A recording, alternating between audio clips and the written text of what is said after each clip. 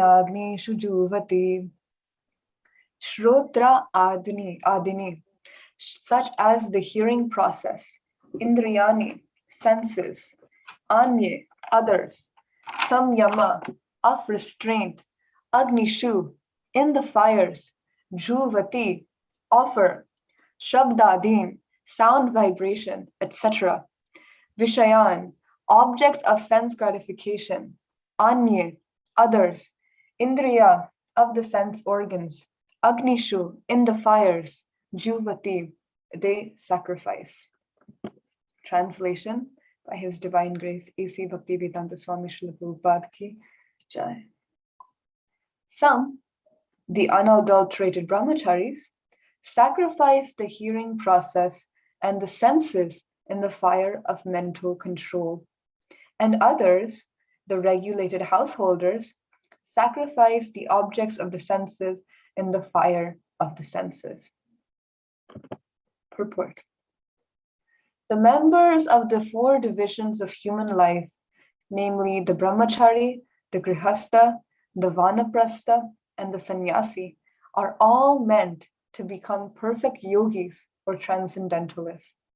Since human life is not meant for our enjoying sense gratification like the animals, the four orders of human life are so arranged that one may become perfect in spiritual life.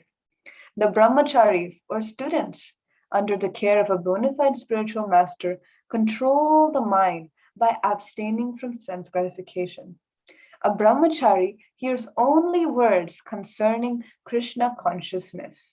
Hearing is the basic principle for understanding, and therefore the pure brahmachari engages fully in Harer Namanukirtanam, chanting and hearing the glories of the Lord. He restrains himself from the vibrations of material sounds, and his hearing is engaged in the transcendental sound vibration of Hare Krishna, Krishna Krishna, Hare Hare, Hare Rama, Rama Rama, Hare Hare. Similarly, the householders who have some license for sense gratification perform such acts with great restraint. Sex life, intoxication, and meat eating are general tendencies of human society, but a regulated householder does not indulge in unrestricted sex life and other sense gratification. Marriage on the principles of religious life is therefore current in all civilized human society, because that is the way for restricted sex life. This restricted, unattached sex life is also a kind of yajna, because the restricted householder sacrifices his general tendency towards sense gratification for higher transcendental life. Om Jnanatimirandhasya Jnananjana Shalakaya Chakshurun Militam Yena Tasmai Shri Gurave Namaha. Shri Chaitanya Manobhishtam Stapitam Yena Bhutale Swayam Rupa Kadamayam Dadati Swapadantikam Vandeham Shri Guru Shri Yuta Padakamalam Shri Gurum Vaishnavamscha Shri Rupam Sagrajatam Sahagana Raghunathamritam Tam Sajivam Sadvaitam Savadutam Parijana Sahitam Shri Krishna Chaitanya Devam Shri Radha Krishna Padan Sahagana Lalita Shri Vishakhamritamscha. He Krishna Karuna Sindhu Dinabandho Jagatpate Gopesha Gopika Kantha Radha Kanta Namastute Tapta Kanchana Gaurangi Radhe Vrindavaneshwari Vrishabhanu Sute Devi Pranamami Hari Priye. Jaya Shri Krishna Chaitanya Prabhu Nityananda Shri Advaita Gadadhara Shri Vasadi Gaura Bhakta Vrinda. Hare Krishna, Krishna Krishna, Hare Hare, Hare Rama, Hare Rama, Rama Rama, Hare Hare. Hare Krishna, dear devotees. Hope you all are doing well. So today in this verse, we will be exploring the topic of austerity and how no matter who we are, no matter what we do, we are always eligible for the blessings and mercy of Lord Krishna. And I think it's reminding me of something my mom told me today regarding the question that Ashish Karna Prabhuji mentioned in the morning about what is Krishna made of, and one explanation by a senior disciple of Prabhupada, Radha Govind Maharaj, he gives this. He tells that if we, in a very humorous Hindi way, of course I cannot explain the way he does, if we can open up Krishna and we see what he is made of, we will see that he's only made of two things: eternal bliss and eternal mercy. He is just filled and filled with mercy, or karuna. So it was just a humorous take, but of course we know that's true. Krishna, his Shakti, Karuna, is so overflowing, especially in this age of Kali. Eka Mahaguna of this Kali Yuga is chanting of the Hare Krishna Mahamantra. And we see in this verse that Shrotrad Admi, such as the hearing process, that everything that any advancement we make in the material world in Kali Yuga will be mainly due to the Shrotra Adini, the hearing process, or this Yagya, as is mentioned in this verse. It's almost this entire arena of spiritual life is considered to be a Yagya. So even when we are chanting Hare Krishna, Krishna Krishna, Hare Hare, Hare Rama, Rama Rama, Hare Hare, even that is a Yagya. Even that, it's mentioned in one of the purports of Baladeva Vidya Bhushana, and I'm quoting from Aradhana Mataji, who does some beautiful short snippets on YouTube of different verses. Baladeva Vidya Bhushana compares the ears to be like a Yagya Kunda, and our tongue is like a ladle. It's like, as often I'll show you the picture. The ear is compared to this Yagya Kunda, this fire of sacrifice. And this ladle that the Prabhuji, the Muni with the red is holding, that is compared to the tongue. And what is the offering that we are giving into this Yagya Kunda? It is the Harer Nam Anukirtanam, chanting and hearing of the glories of the Lord. So Prabhupada beautifully explains, hearing is the basic principle for understanding, and therefore the pure brahmachari engages fully in Harer Nam Anukirtanam, chanting and hearing the glories of the Lord. And in this verse, it's almost likened to a yagya. So in this verse, you'll say that the hearing process and the senses are bestowed upon the fire of mental control. So we can understand that the hearing process is so important. And in the verse, the first word is Shrotra Adini, such as the hearing process. So all of the understanding that we do of scripture starts by the process of hearing. And so Shravana, Kirtana, Vishnu Smaranam. And why are those two mentioned to be the first? Because they are so powerful in invoking the presence of the Lord. Nam Nam Akari Bahuda, Nija Sarva Shaktis, Tatra Pita Niyamita Smaranena Kala, Etadrishi Tava Kripa Bhagavan Mamapi, Durdaivam Idrisham Ihajani Nanuragaham. Oh my Lord, in these syllables, in your own name, you've bestowed all your Shakti. And so we can understand how powerful this teaching is, that the hearing process of chanting Hare Krishna is so important, so powerful to our advancement. So it's explained here that there are also two different types of people who are talked about in this verse. The unadulterated brahmacharis and the regulated householders. There's two different types of people that we're talking about. The first type of people are the brahmacharis, or the celibate monks. And so, as I explained, the ear is the yajna kunda, the offering is the Hare Krishna Maha Mantra, and the tongue is the ladle. So simply by chanting Hare Krishna, we are actually doing a yajna. And they are told to abstain from sense gratification. So under the care of a bona fide spiritual master, the brahmacharis are asked to abstain from sense gratification.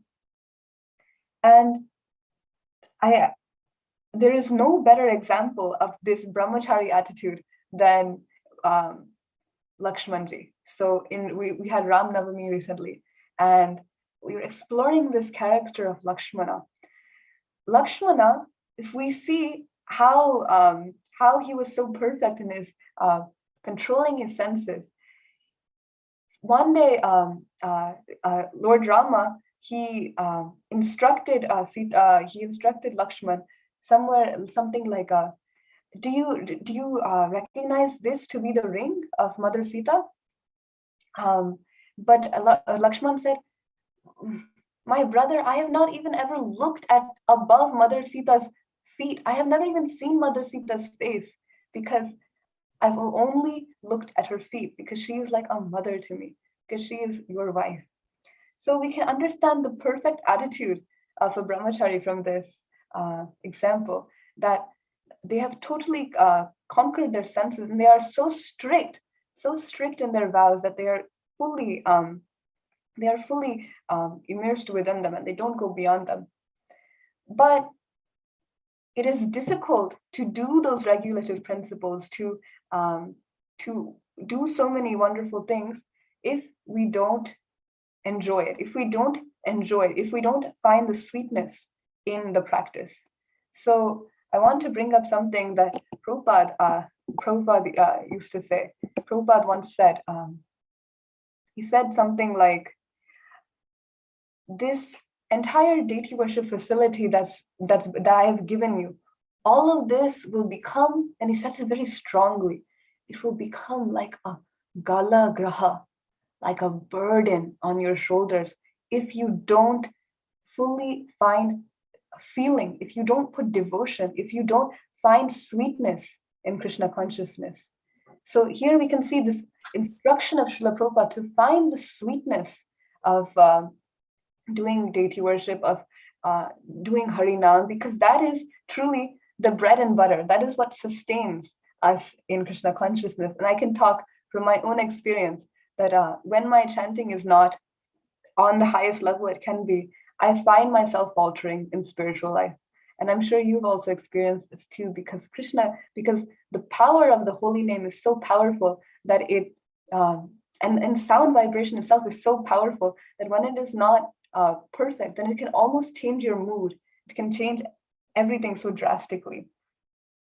And Srila Prabhupada mentions this one thing, very interesting point, and I think very apt also, given the current cultural norms today. The brahmachari, he restrains himself from the vibrations of material sounds, and his hearing is engaged in the transcendental sound vibration of Hare Krishna, Hare Krishna. And so I thought this was apt because, and I'm sure you've also noticed this too, there is a constant overflow, bombardment of music, new music every day of the week, every minute, every second. There's a constant overflow of information into our lives. And it's kind of almost like when the sun is in your eyes, all of this sunlight is coming directly in your eyes, and you are not able to see anything very clearly. It's also something recorded in science. I'm not remembering the term, but when the sun, I'm sure you've also noticed this, when there's too much light, when it's too dark, we cannot see, but when it's too much light, we can also not see. So similarly, the brahmachari, he does not engage himself in trying to figure out all of the different enjoyments out there, because there are so many millions of enjoyments, so many different beautiful sounds, so many different sounds. Instead, he's only focused on one thing. The Hare Krishna, Krishna Krishna, Hare Hare, Hare Rama, Rama Rama, Hare Hare. That transcendental vibration, that Maha Mantra. And so often this question can come into a mind. Of course, it's come into my mind.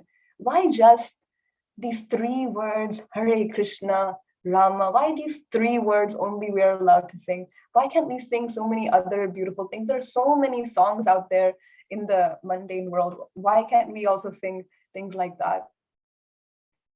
But given the example that I gave, when there is too much light, or even on a material level, when there's too much of different things, we are not able to see clearly. When the sun is in your eyes, you're not able to see. When it's too dark, you cannot see. And when the sun is in your eyes, you cannot see.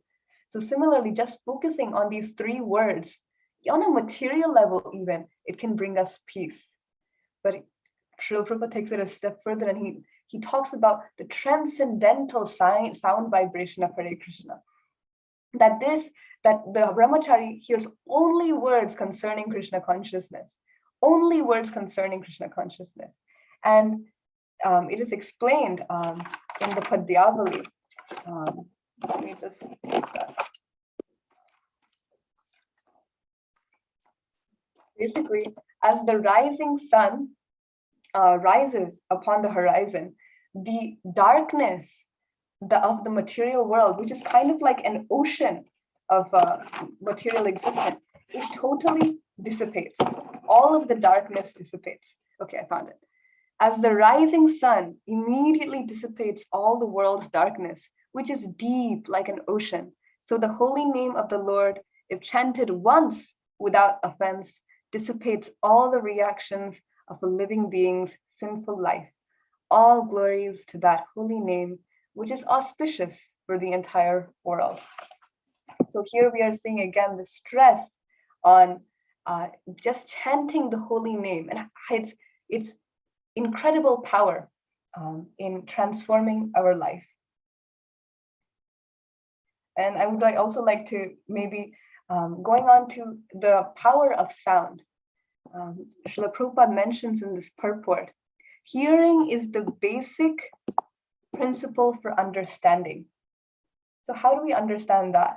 So in Srimad Bhagavatam, we've also been discussing about the senses and how they came into existence and their deities and things like that.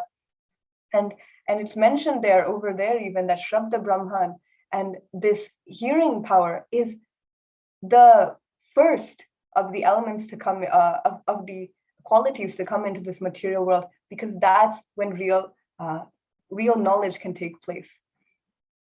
And so I wanted to tell you all a little anecdote, my own life, how sound can totally change the atmosphere of the room, of the world. So I was studying recently, and I was not having a great day. The day was too long, the sun was too bright, my parents weren't well, I wasn't well, I was just having such a bad day. And I was trying to study my discrete math homework. I was writing, and outside, the person with the lawnmower began taking his lawnmower around our house, and everything was like brr, brr, brr. And I'm not sure if any of you live on properties that have lawnmowers come, or maybe you are all parents also. Maybe you also do the lawn mowing. But when you're studying and there's this constant noise outside, this brr, brr noise, it's so, at least for me, it's so difficult to focus and to study. And so and you can imagine, I was so confused. How will I study? How will I get anything done today with this sound outside? And I was feeling really anxiety because I had my exam and I couldn't focus on what to do. So I decided to take a break, and I took my phone, I took some music, and I started to play some Maha Mantra, and I went on a walk, started to chant my rounds, and I left. I left the place where this loud noise was going, and I started to go to somewhere else.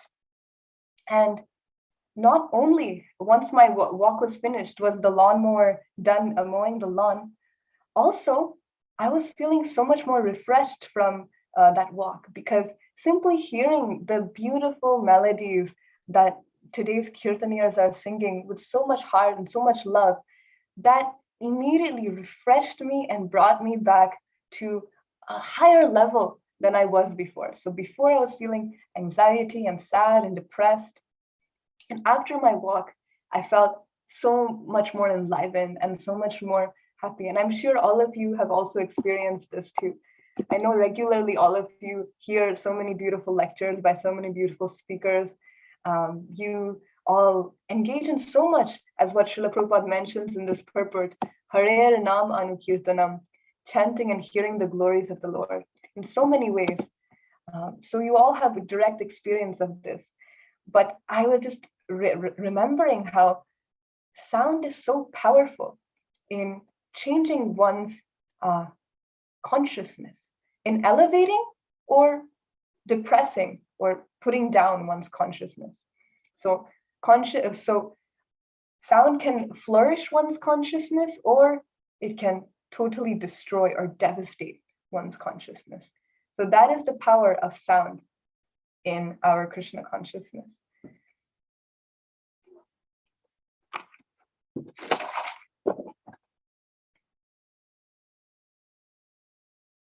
So it can be so at the next class of people that Lord Krishna talks about in this verse are the regulated householders. And what do? They sacrifice the objects of the senses in the fire of the senses. And so Srila Prabhupada uses a very interesting word in this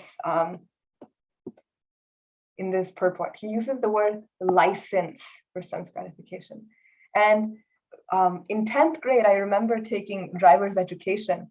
And one of the main things that was really, really told to us over and over and over again to all of us, the young teenagers, was, and still a teenager, was that driving is not a right, it is a privilege. Driving is not a right, it is a privilege. So when we get our driver's license, Srila Prabhupada mentions the word license for sense gratification. When we're given, for example, the license for driving, we are asked to perform this driving with great restraint. We are asked to perform this task of driving with control of our senses, that you need to have enough sleep, you cannot be drinking, you need to have your headlights on. There's so many rules. You need to drive on this side of the road, not that side of the road. There are so many rules. And so it's hammered into us that driving is not a right. It's not a right that everyone should drive. Everyone is allowed to drive. Actually, driving is a gift that is given to us by the government. And similarly, Krishna, being our government head, sanctions also some class of people to enjoy this license of sense gratification. So I have this beautiful table, nice bed, nice home, and I get to go to the market and buy nice food to eat. But all of this is performed with great, great restraint. And so we can understand that the license for sense gratification that we are given by Krishna is a very, very tiptoey line. On one side, the brahmachari, he's not given anything. So on one hand, it's kind of easier. Who has a easier time to not enjoy life? The person who has nothing, or the person who has everything? So we can understand that the scales are balanced in that way. The next thing that Prabhupada mentions is that marriage is on the principle of religious life, because it is on the way of restricted sex life. And so we can understand how Krishna is emphasizing conscious relationships, conscious friendships, not on the basis of attraction, but on the basis of one's consciousness, how clean one's own heart is, how much austerity one has done. And on that basis, one can create beautiful relationships in this material world. And Sri Bhakti Tirtha Swami Maharaj has a beautiful book on this conscious relationship topic. And he emphasizes over and over again how rather than putting oneself before another person, like when you will do this for me, I am happy. When you don't do this for me, I am not happy. When we step away from that kind of attitude and into a more selfless attitude, then our relationships flourish. And I see this time and time again also with my relationship with my parents. When my parents do something nice for me, when my parents buy something fun for me, or they say nice things to me, then I am so happy. I'm so kind to them. I'm so wonderful to them. I'm so sweet to them. But the minute they start to give me some critique, oh, in this class, you didn't say this thing very nicely, or you made this mistake over here, and oh, you only got this much, you could have gotten this much. When I hear these kind of things, I immediately get mad and I start to react. So we can understand also from this verse how important this idea of conscious relationships, building relationships, not on the basis of I, me, and my, aham, mama, but instead on the basis of what I can give to this other person. How can I help this other person out? So we can understand how conscious relationships are also a kind of sacrifice. And the sacrifice, I'm realizing now, is the ego, sacrificing me, myself, and I for the happiness of another person. So this idea of austerity, sacrifice, is something that's been coming up a lot, especially now when our brothers and sisters in the Islamic tradition right now, they're fasting right now until sunset, which is, I think, about now. So they are fasting right now.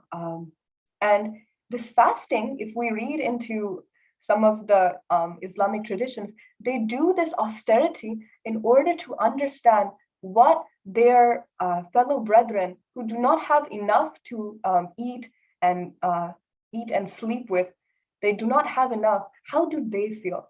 So again, this idea of others before oneself is coming up even in these bona fide religions of Islam.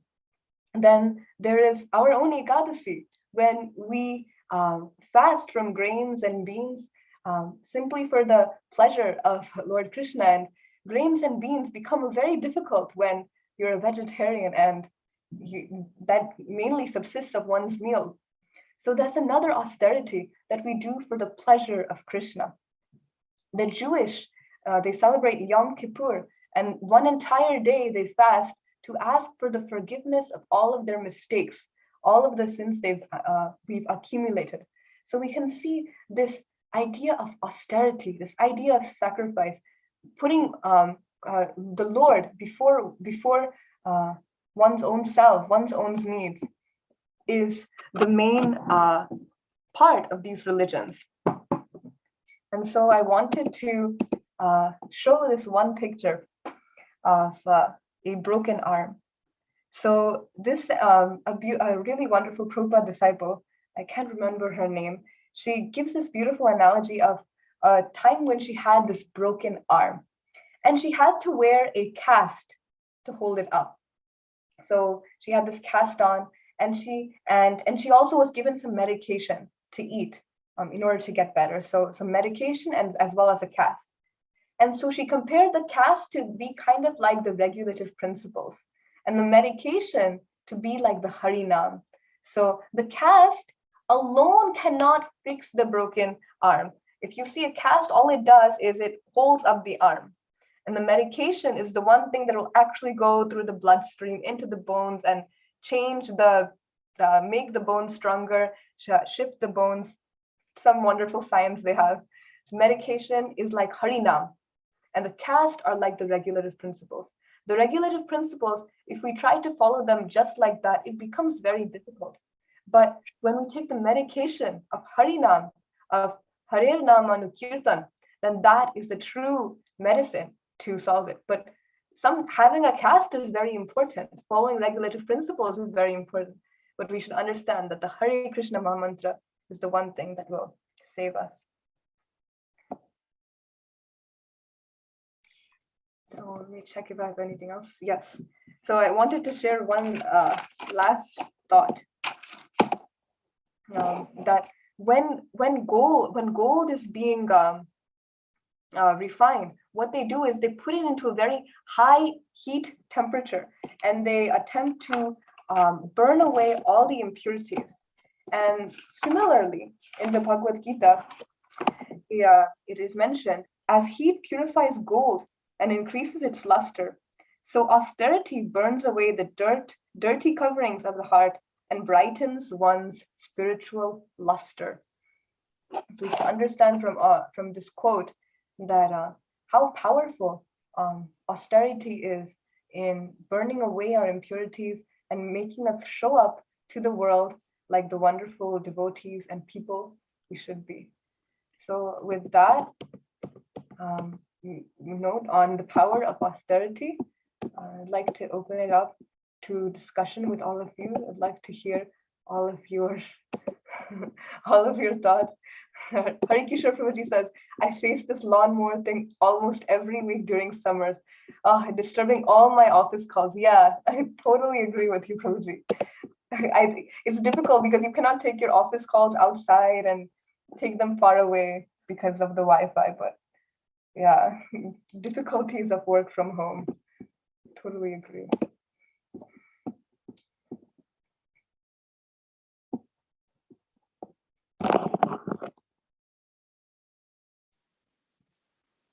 Hare Krishna Mataji. Wonderful class as always. This morning also, we're fortunate to, have you this morning and now. I love I just wanted to say, I didn't have any questions, but I love the example of the driver's license. And then at the end of the cast, and then the way you ended it, that's beautifully like what you said about austerity. And also in the morning, I love the example of the beads. The beads are nothing, until the connection of the beads with the thread. That was a beautiful example. I didn't get a chance to say it in the morning. So wonderful. Such a pleasure to hear. Thank you so much. Learned so much from you. Thank you, Haribo. Thank you so much, Mataji. It means a lot to me. Your constant encouragement. Hare Krishna. And one more thing, about the lawnmower, you said we've gone through, I think many of us have gone through experiences like that. And finally, the only thing that helped to calm down were the beads. I know from personal example, I can say that anytime I'm aggravated or agitated, the only thing that calms me down is when I pick up my beads. Not even listening to Kirtan, I have to pick up my beads. And just holding the beads and then starting chanting, it just calms me down. But more than even listening, some people have more interest in Kirtan, some calm down with chanting. I think as I'm growing older, I'm more like I need something more calmer, like when Prabhupada is not actually chanting slowly, it just depends on what kind of a state, in mood you are in, what is state of mind, whether you want some like loud kirtan or you want like slow chanting. So that, yeah, I can just say from personal experience that's one thing that really helps to calm me down too when I'm like anxious or aggravated or frustrated. That's the only thing. Yeah, so see, we're all in the same. Yeah, thank you, Surabhi. And those personal experiences are so powerful because we all face those emotions, and sometimes we need to just change the subject in order to get some peace. Totally agree. Yes.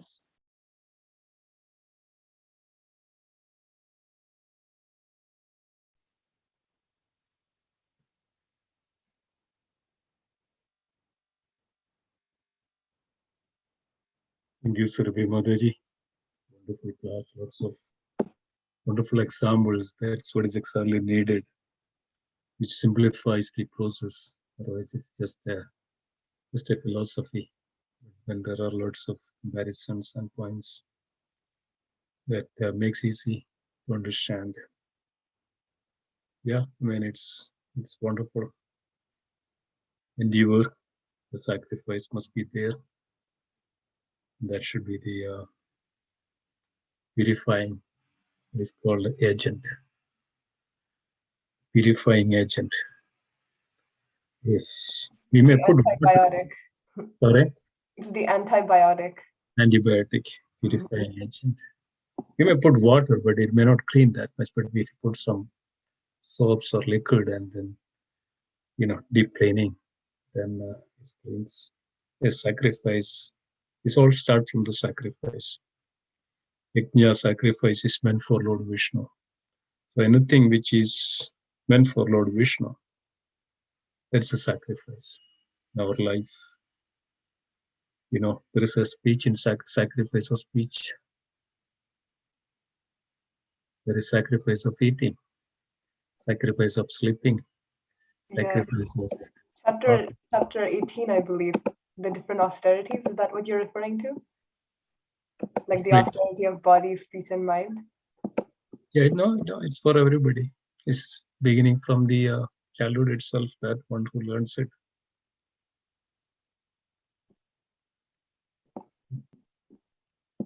Austerities of speech, austerities of activities, austerities of eating, sleeping, all.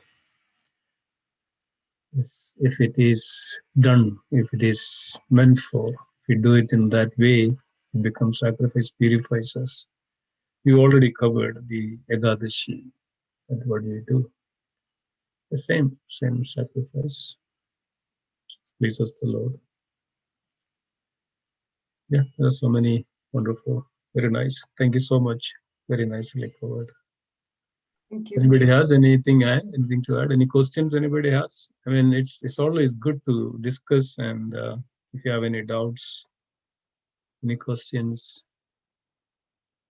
concerns, or you have any kind of reflections, still we have time.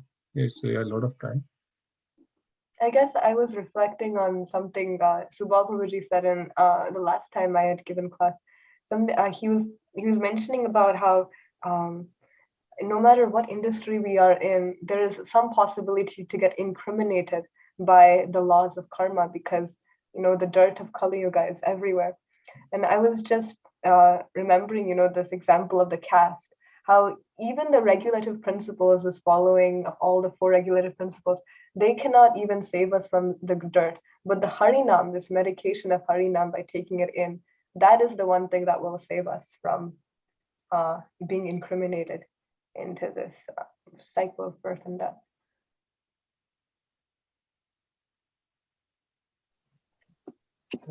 Thank you, Surabhi. That's a very good answer. Yeah, but I know it's the Harinam is there, but still sometimes we're caught up in situations. So I think we should still try to get out of those, what do you say? Situations which are sinful.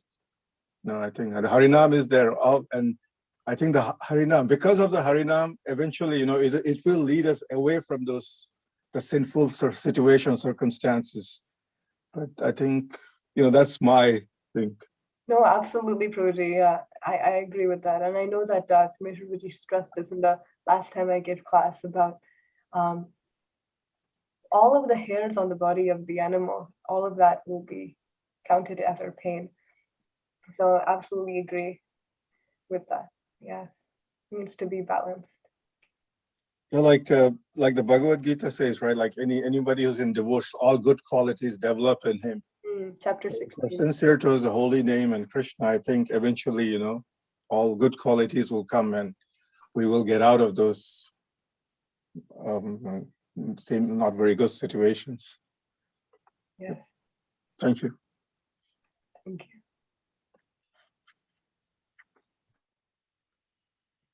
you. General question. How many people are in this world? Can anybody guess? Total number of people? 7.5 billion. 7 billion? No, more than that. 7 billion was 10 years ago, probably. 5 years ago, maybe more than that. 7.5. Yeah, it's almost 7.5 billion. Now, how many people know the basic understanding of God, or they have some relationship? Anybody knows? How many are there? Anybody guess? 10%. Not even 10%. I go for 1%. 1% is more than that. It says 4 to 7%. Out of all that, some basic, some way or other, they have this knowledge of, yeah, it's God. We have to put some efforts in our life, or some way we have to connect to the Supreme, or connect to the Lord or God. They get some way or other, they went through some scriptures in their life. Yes, I mean, so that they get some kind of idea that there is a God in real sense.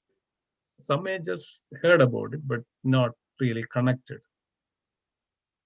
Only this 4 to 7% of the people, they are connected or some way or other with their heart, with their, that, they, when you say like, other religions, it's very small percentage, even though they know everything, but very small percentage.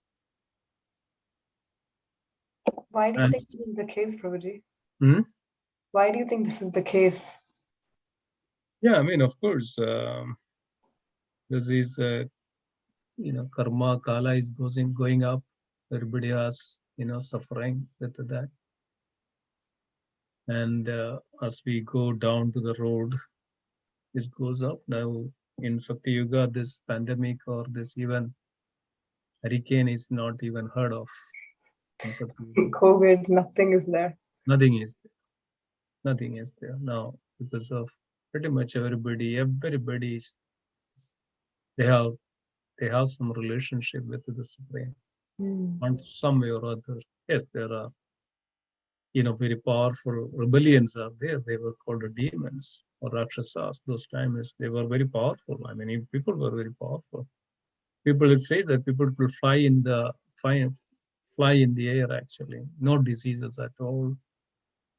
No Adi, Devic or calamities or anything like that. People used to live so many years, such a purity. Even, I was hearing that one of the many saints, even on the Himalayas, such a purity, they live 700 years, some live 1200 years, they still live. Some Babajis and some saintly people. So yes, when come down to the Kali Yuga, it's just 25% out of, it's all diminished.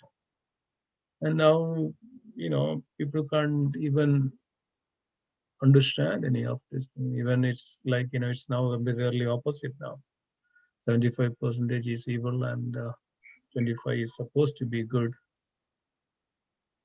And it goes up and it goes up and goes up, and they accumulate lots of karma, lots of, and they take, and, I think even we can see that lots of scarcities, lots of, drought, lots of pandemic and pain and diseases. And even it says that now even 1 out of 5 is a patient, is a disease, as one way or other way is contaminated by any of these diseases in this world. 1 out of 5. And that numbers are going, nobody is happy. I mean, so many mental problems Yeah. going up in this world. It was not even, very rare actually in previous times. Mental problems, people are, and now everything is coming down. Like, initially earlier it was a combined family and a lot of nice, wonderful thing, and people are so selfish. When people were selfish, but the current selfish activities in such a way that we cannot even imagine. So selfish. Mother, you can hear this, mother started to kill their babies. That's selfishness. Father is killing the family and children. That is a selfishness. And it's growing actually. Now people does not even have any of kind of guilt or anything. Just going up and goes up like anything. And there's a situation. So it's accumulating and it's accumulating and it's accumulating. It's like boiling the water. Then the boiling the water, and that's what it goes on. Then finally what happens, all the water evaporates and nothing left. All gone. That's what it is. Dharma is going from the river. It's now. So then that's where actually, everything kind of, yeah. So it's very, very important we understand this. So this helps us. This is the process. How to connect, Prabhuji, I wanted to, yeah. When how you're to, done, I just wanted to add something.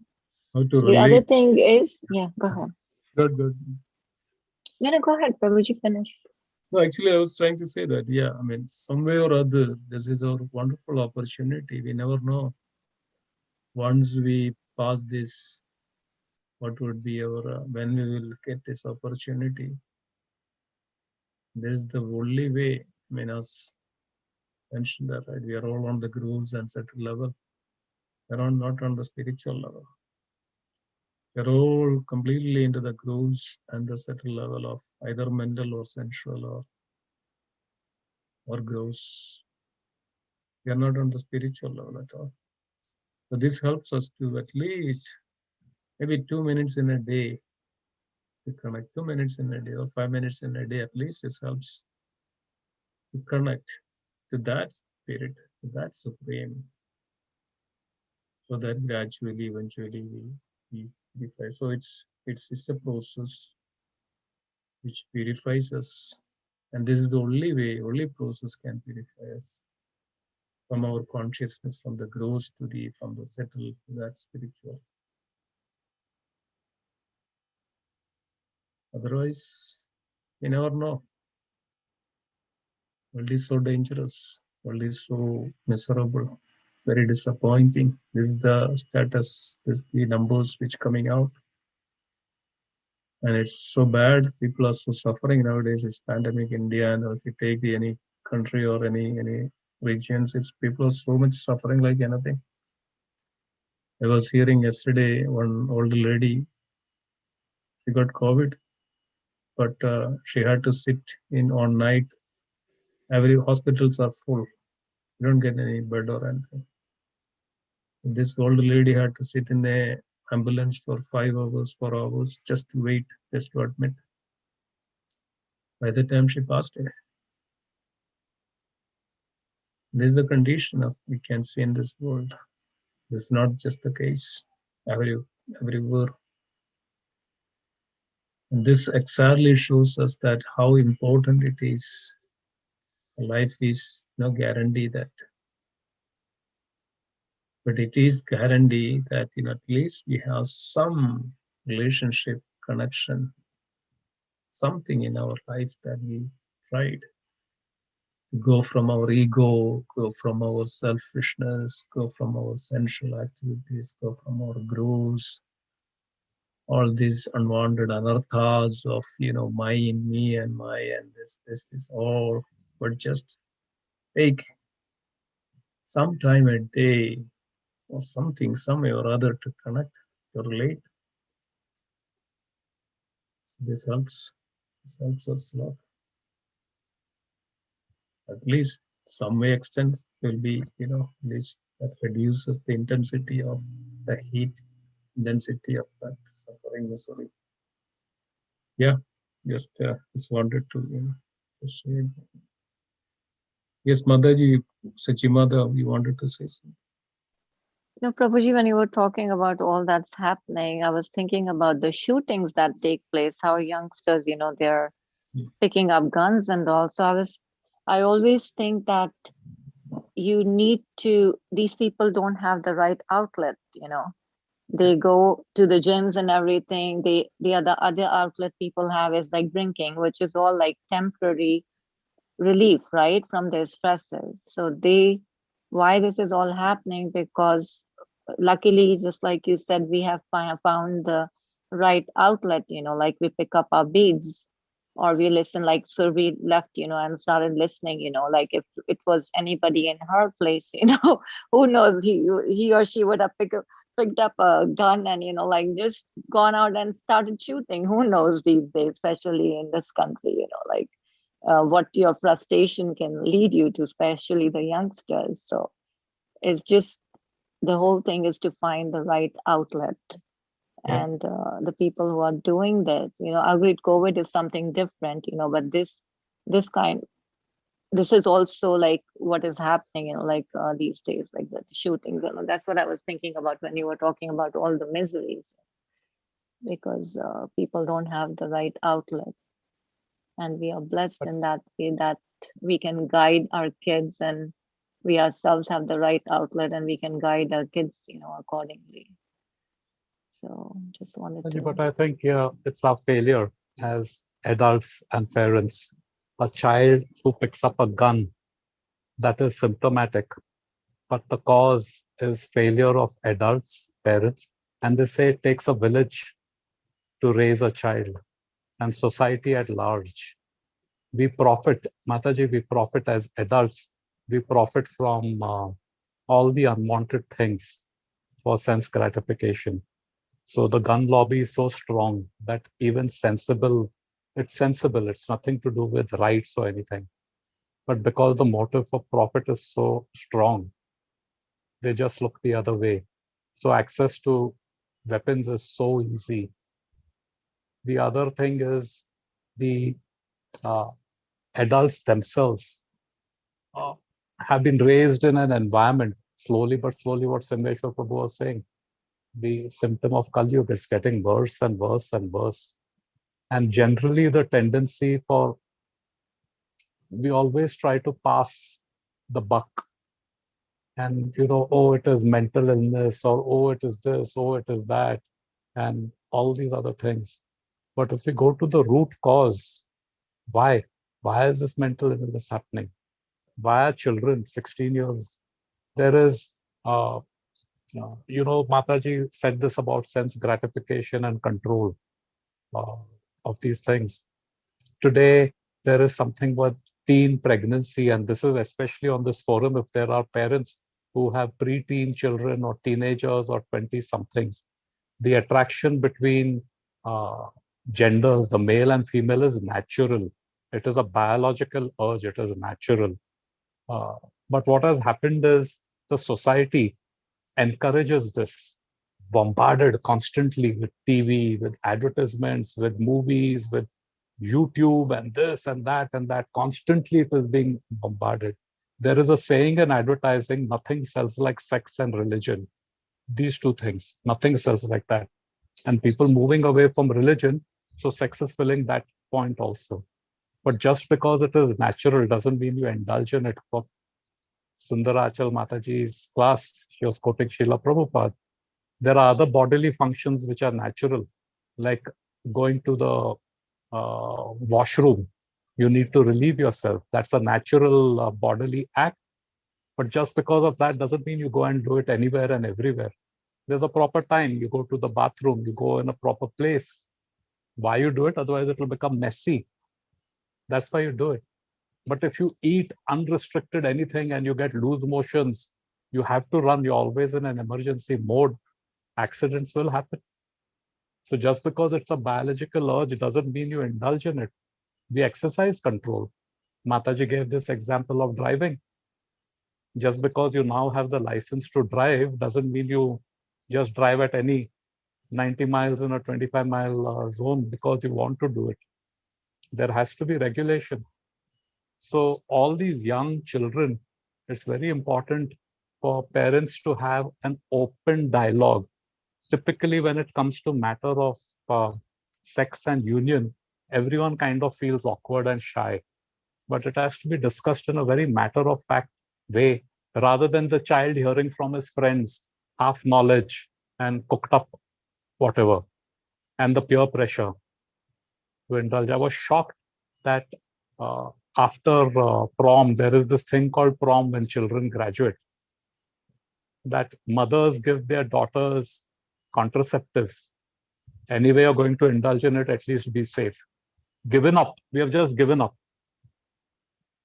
So the best way, I think, in this matter is regulation.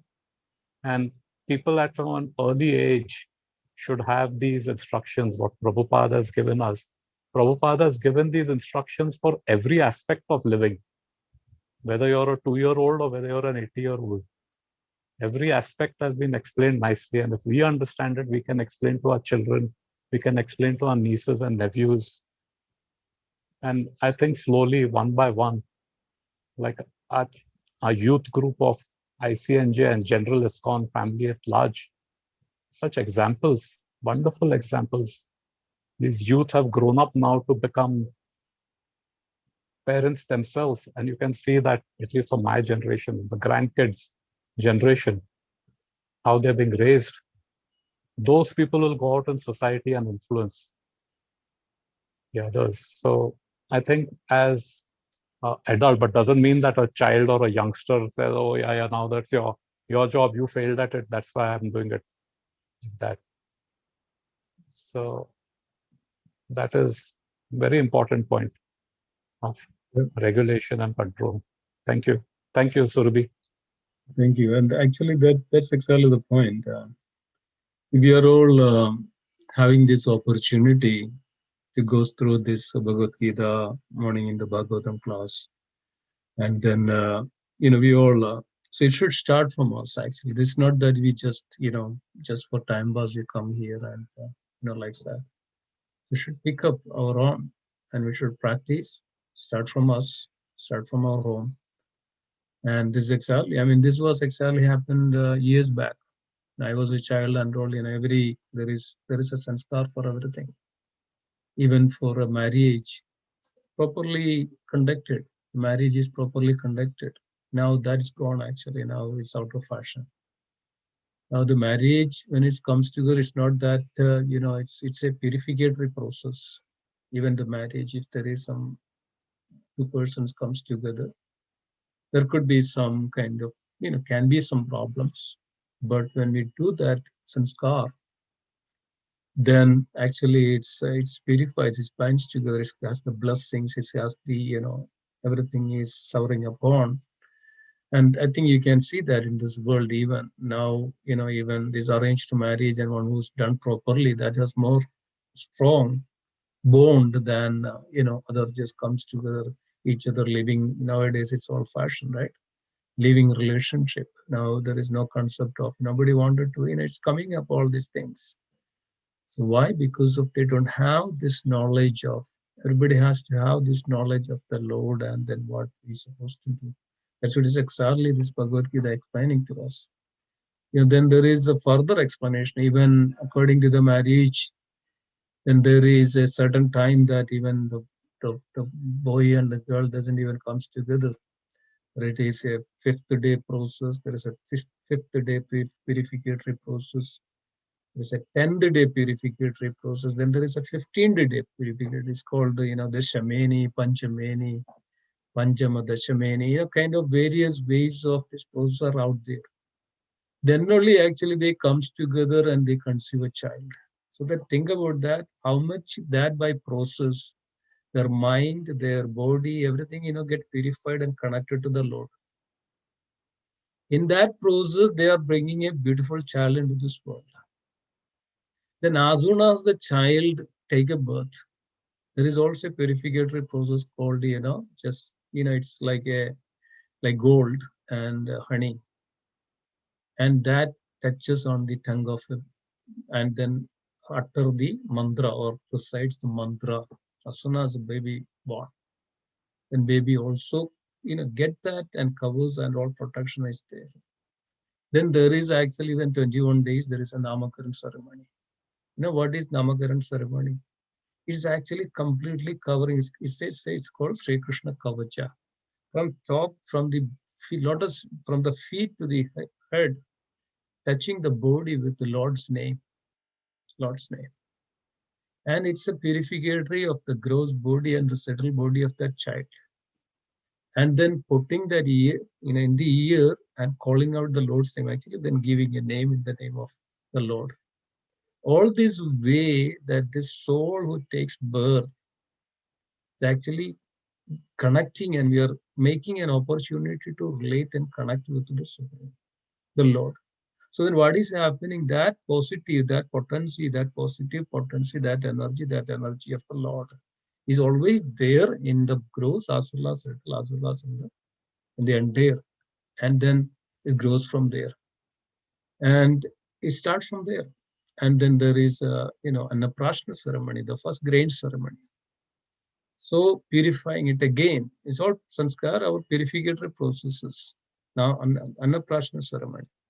Annaprashna ceremony, which is offered this prasadam, these grains or rice grains, which is cooked, offered to the Lord. It's prasadam, and first this soul, this person is actually eating what? A very offered, very sanctified prasadam, and which is offered to Lord. And then as soon as it gets again, further purification happens. Then there is a birthday ceremony. First, the birthday ceremony, the same thing. It's a purificatory processes. Until the death, there is a purificatory processes. So by this process, this person gets purified and his consciousness gets purified. So when this culture, we had this culture before. Now we don't have this culture anymore. Nobody even care about anything. Nobody even care about anything of this one. So we should definitely have to have this. That's why it's so important. In order to revive, this is what Srila Prabhupada mentioned about Devi Varnashrama system. We should have all this, and this is the first and foremost thing to teach even our children and practice our children. What do you need to do in your life? There is festival comes, we have to observe. Ekadashi comes, we have to fast and observe some extent. We have to festival comes, we should observe, and we should have at least have this reading habit of Bhagavad Gita and chanting the holy name. At least children can do this. By this process, so much of purification, so much of purificatory, and even something comes to them like bad things. So even if they go with their children, the friends in the college or somewhere actually, then even if something comes, they will. It is their consciousness that actually tells them and pull them back. Okay, no, I don't want. I'm little. That we can see from our children, as Madhana Prabhu mentioned from this kind of CNJ devotees. So when they serve others, when they connect, when they chant, when we do this all purification, then they kind of some protection, kind of something, they would always have that, okay, at least I have. That is not the case outside, even in everywhere. You don't have any knowledge, of anything of this one. So main thing is actually, we have to learn this sanskar of our life, or dharma, or sanskar. We have to follow this, and we have to spread this also. That's why we are all putting efforts, at least perform some sanskaras. We have, that's a duty of that all we are. Some give something to the family and the children, something somewhere to connect. That way, they it's this way. Srila Prabhupada wanted Gurukula system for the children to learn in such a way that I know that our Ramakrishna Kota Prabhu's son, and remember Madaji was in Memphis, and Madaji came here. They were not initially in the Krishna consciousness. Even Prabhuji was not even care about any of those things. And Madaji came to Bhaktarusha first. And then Prabhuji came after, and then Madaji conceived. And Madaji was so keen on chanting the holy name and everything. And, wonderful child came, Vaishnav. You know what is happening? He by-hearted 18th chapter when at the age of 400, he didn't even reach 5 years. Can you imagine that 18 chapters of Bhagavad Gita by-hearting like water flowing? And he got second prize in overall in North America, just by reciting. And if you ask any verse, he can start from there. 18 verses of Bhagavad Gita, that means 700 verses, by-hearted it. And recently there is a Ramanama mantra. It's almost 6 minutes actually. It's just like flowing, like, just flowing from the mouth itself is like the 1,000 names of the Lord Ram and the entire pastimes of Lord Ram in a Sanskrit verses. How is it possible? How is it possible? This is the effect. This is the effect of all these processes, listening and chanting and applying it in our life, and putting that forward, and then at least it helps. And look at that. This is exactly the results that which produces. Yeah. So that's so important that we at least follow our dharma, our culture, our sanskar, and give it to everyone. Not to, like, if anything happens in the family, invite the Vaishnavas. Invite the Vaishnavas. And at least every Vaishnava devotee's house, we do have at least some altar, offer the bhoga. And these are all basic things actually. And when there is children and all, right? So have some, at least, some kind of processes of that, somewhere or other they can connect with the family or sanskar and culture and dharma. Then our dharma is basically our culture itself, nothing else. It's all helps to that, more purifying and getting more, some way or other we all connect to the Lord. That is now is going out from our family even itself. Don't even have a time for. Everybody is so much engaged and immersed in enjoyment of their life. Every moment they are thinking, how can I enjoy my life today? Okay, evening comes, okay, this comes, that comes, weekend comes, or weekend I don't come. Oh, this is weekend, Friday. Oh, what are you doing Friday? Oh, let's just hang around with people. Let me ash karne ka, right? What is that called? Ash karne ka. Ash karenge, right? Something like that. Let me chill. Now that's the word now comes with it. Let me chill, I mean, what is this? I mean, it's Probably yeah. because they find it boring, no? They find it most of the time, spirituality is most, and today almost 99% of the people, what we have received from Prabhupada, like the knowledge you have, you do so many sanskaras and yajna, you're a brahmana, correct? For people, they really have no the philosophy and the basis behind that. So it just becomes some things which old people used to do since grandfathers and ancient people used to do. Why should I do it now? So I think it's very important, like we do these, I don't know, seminar or public awareness knowledge, not only what to do, but how and why. That thing is, I see in the society is, even a brahmana you call home when somebody dies and they do the samskaras. Nobody knows. That fellow is just muttering some mantra. Nobody knows what's happening. And you're just, put this, put here, put there, do this, do that. Okay, and then you go away. So there is no connection, absolutely. Like I see you when you do Narsingha Yajna, those hand gestures you make on top of the fire. You make a turtle. And then I went up and looked up and started reading on this. And there is such deep meaning behind those. When how you start off the yajna, how you break the piece of wood and you sprinkle the water around. Now, someone just watching it will say that these are just rituals. Yes, I correct. It could be anything. And people will concoct. So that is very important. I think we do this education, and that's how it could become interesting, and especially with the children. Otherwise, all the reasons are there, Prabhu, in the world why people should become more spiritual. Millions of reasons. Yeah. But each one of us has received this from Prabhupada to our capacity, whatever it is, to go out and share it. Krishna Kosuraj Prabhu, Krishna Namanand Prabhu went and gave books. Madhupati Prabhu went and distributed prasadam. That is, I think, will become a spiritual revolution. Yep. So, and it's not only brahmanas and senior devotees.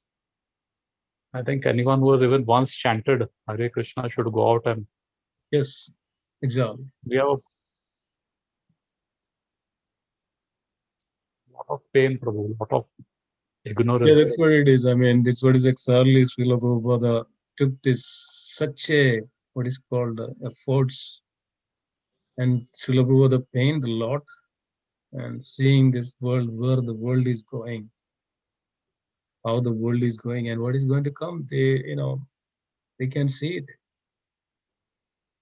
That's what is exactly. So 5,000 years ago, this was predicted, and Kali Yuga is coming, that Bhagavatam should be written down. Hare Krishna Mahamantra should be there, and there should be a process. And that's what is exactly we are, revealing here, taking out. And for the benefits, everything for the benefits of the living entity. What all need to do is actually, yes, practice and take whatever we can, at least some way or other connect. Salpamapi asya dharmasya, right? Salpamapi asya dharmasya, prayado magado bhaya. That will save us from the greatest danger of this world. So yes, it is very important we understand also. That's why we go through this systematic study. Yes, everybody say मेरे खून में है भगवत गीता, मेरे खून में है रामायण, मेरे मेरे को मालूम है सब. Bhagavad Gita, मेरे को तो मालूम बहुत. I have Bhagavad Gita. I have many copies of Bhagavad Gita, but we still, what is in this Bhagavad Gita, what Lord is saying about. Everybody is saying, Bhagavad Gita means karma yoga, work. Work is worship. This is what is the common understanding of Bhagavad Gita. Work is worship, karma yoga. You do your karma, you work. That's it. You get the everything. You get the Lord. But this lots of this are there. Yes, Puneet, you wanted to say something. No, Prabhuji, I'm just on the same terms what you and the devotee is talking about. Like you said, work is karma and worship, and enjoy the results of your karma, and just fall in the trap. So that's what it is.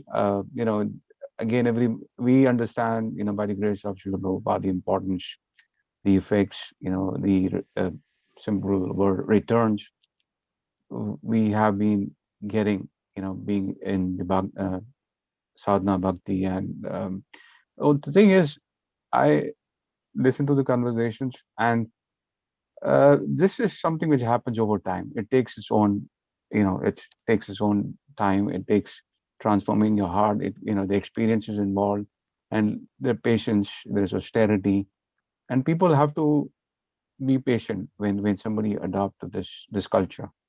And that's what I mean. Today in this world, things are happening so fast. So like everything, people want change so fast, and they're so used to different things of enjoyment, and that's where they're getting interact. So that's the issue. You have to be convinced first, and we try to, as much as we try to share knowledge, share information. They have to have the willingness to adapt, to believe, to have faith. And that, I think, in my case, I can speak up. Most of the time comes when you are in a distress. And times like these, well, there are people out there who are falling for spirituality. They are getting into it. They understand, oh, this is something we have left in past. Our parents used to do it. But you know what? With Rochki, Maramari and all that, we have left it. It's gone. And they found it too simple, too good to be true. And they never thought.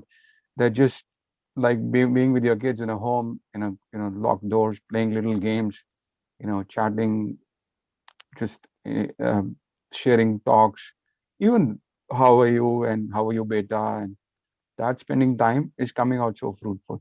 So again, that's a more a worldly example. And then if you talk about spirituality, definitely, doing little austerity in terms of getting up early, your day starts fresh. There's more energy inside you.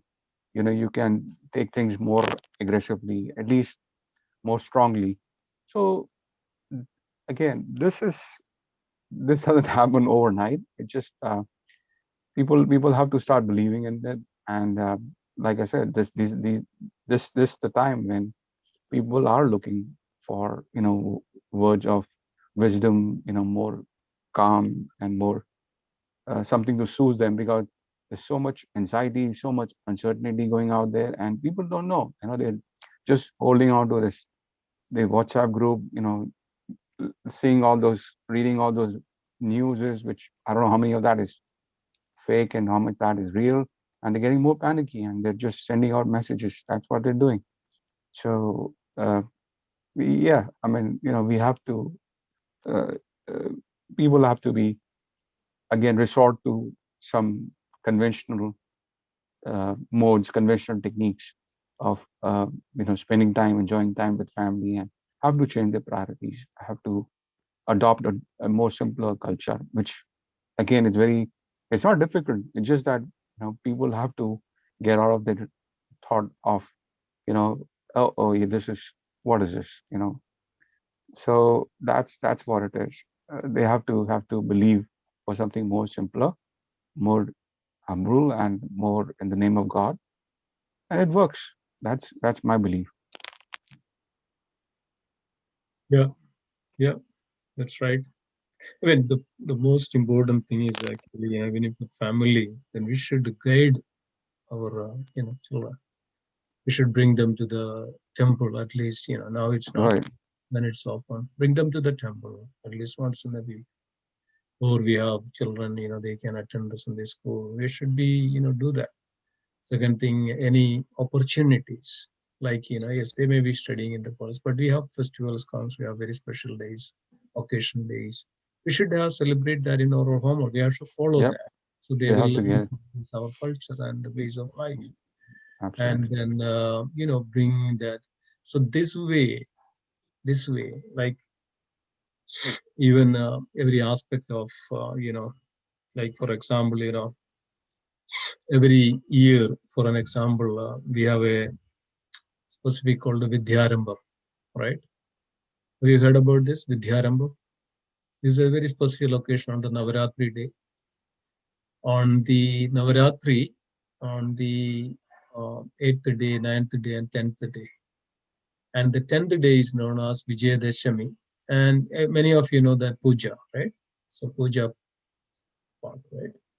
On the 8th day and the 9th day and the 10th day, these 3 days. So you put everything for the Lord. You samarpan. You completely surrender everything to the Supreme. Don't do anything. If you are the children, that's what we used to do. If you are a children, if you are studying, you put all your books and pen, everything for the Lord. I mean, I'm keeping this for the Lord. I mean, now I'm surrendering everything to you. And then you do the puja. I mean, maybe 3 days. I mean, it's according to the dates and tentity. And on the Vijayadashami day, that's where no, just before that, then there is a day that you take everything. That's a day you bring and you sit with your child and you recite the mantra, recite any mantra, Hare Krishna Maha Mantra in front of the Lord and pray to the Lord, oh Lord, right?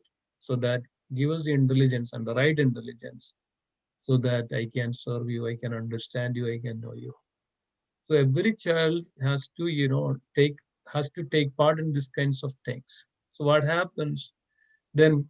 Gradually, they are kind of making a relationship with the Supreme from the Lord, right? So we, as a parents, we have to do this for the children, for the sake of at least bring together and at least ask them to read Bhagavad Gita or one verse of it. We used to do it when our children, our kids are very, are in the early age. So then we gave the Bhagavad Gita and like children are there, sit together and you read this one and explain. What do you understand? So they were competing, right? Oh, then so some way or other we should make the opportunity to connect with this Bhagavad Gita and Srimad Bhagavad, whatever the literature, I mean, easy for them.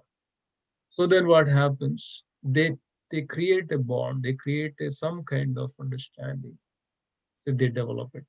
And other thing is actually engage children in the home for like worship. I mean, if you have an altar, few days at least, not every day maybe, but at least on the weekend or some days, Just tell them that, do this, right?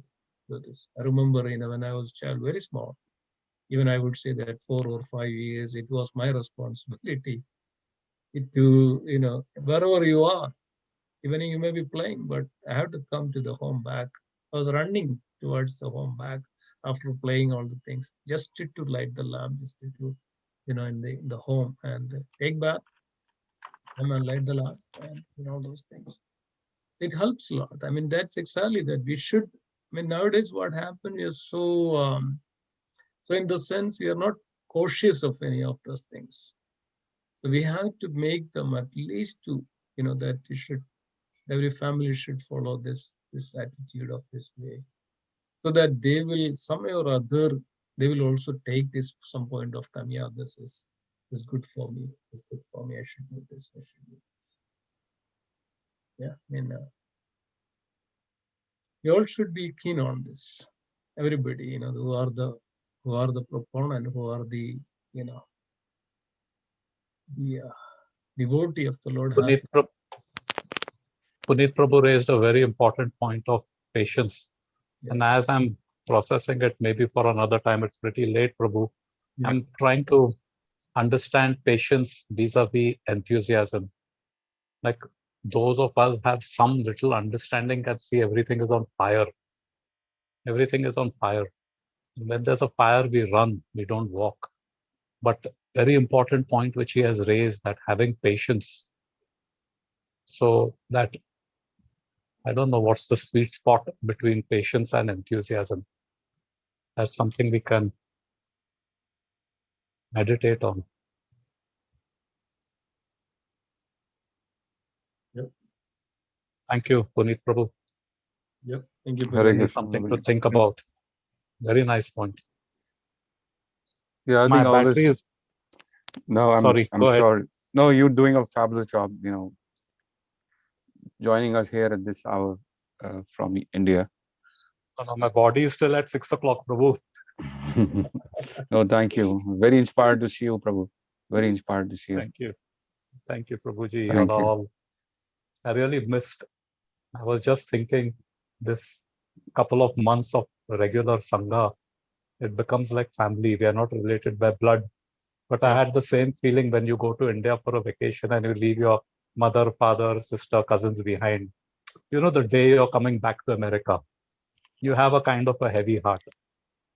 Very bold. So yeah, I actually was feeling that sitting in the aeroplane, and I felt like how you leave your loved ones behind. So it's not khoon ka rishta nahi, I think it is this. And this relation is eternal. Yeah. Spiritual relation, Prabhupada said, is eternal. Who knows, one day we will be again doing Sangha up there. Hope so. My battery is dying. I have 1%, so I offer my obeisance to all of you. Let's thank you, Prabhuji. Thank you all. Thank you, everybody. Thank you so much. Let's pay our obeisance to all the Vaishnava devotees of the Lord. And before that, thank you, Surabhi Mataji, for a wonderful class that take us to this 8:35. Have some discussions are wonderful. So thank you so much. So let's pay our obeisance to all the Vaishnava devotees. One chakal for the Rupasya.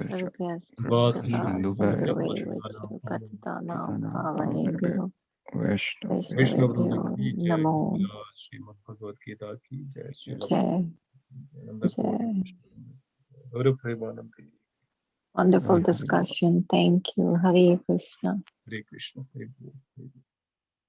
Hare Krishna. Thank you. Hare Krishna. Yeah.